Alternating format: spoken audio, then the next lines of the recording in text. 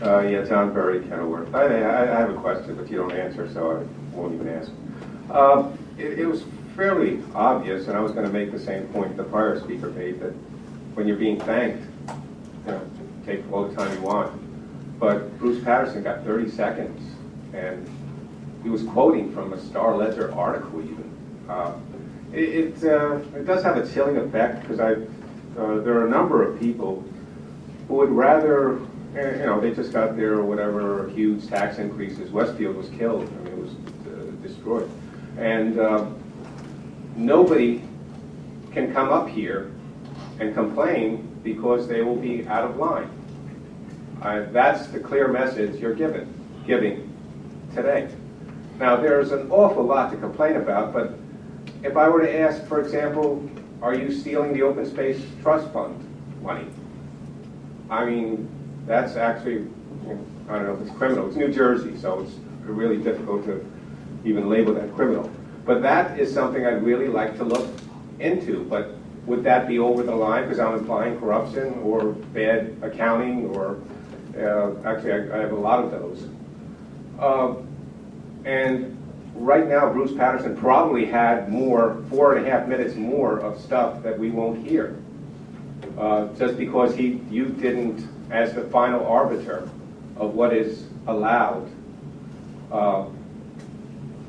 If anything, you might want to set up some rules for yourself too.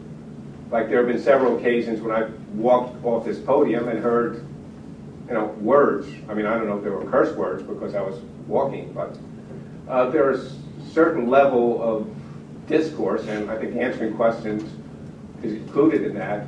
I think it's a wise decision you made to start answering questions. I thought otherwise, you know we'd be. I think that actually has helped, and you should continue that. But as far as cutting off someone just because they pretty much quote the Star Ledger, I mean, where does it end then? Is the Star Ledger out of line? Is anyone out here who complains out of line, just based on your terms? There are going to be a lot more people. I mean, anybody who gets $500,000 from you is not going to complain. But anybody who pays double the taxes than their neighbor in Chatham pays is going to complain. And I think you should brace yourself for that and not, if anything, learn from it. I mean, there are a lot of good suggestions. I mean, not giving $1 million to Dakotas, and you know, maybe if you'd listened or before, we wouldn't be paying $15 million for solar panels right now. I mean, there's a lot to be learned from the people here, even Bruce, or the people recently thrown out of here. And I think you should listen. Thank you. Any other members of the public wishes? Seeing no more, I will close that portion of the meeting.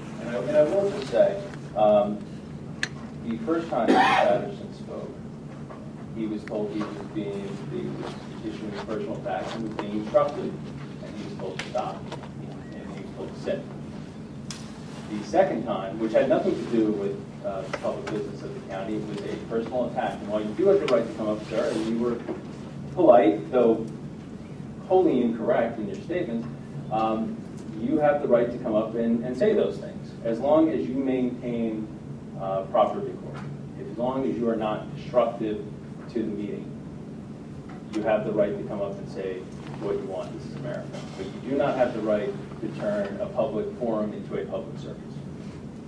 And with that, we're going to move to field comments, and I'm going to start with Fielderberg.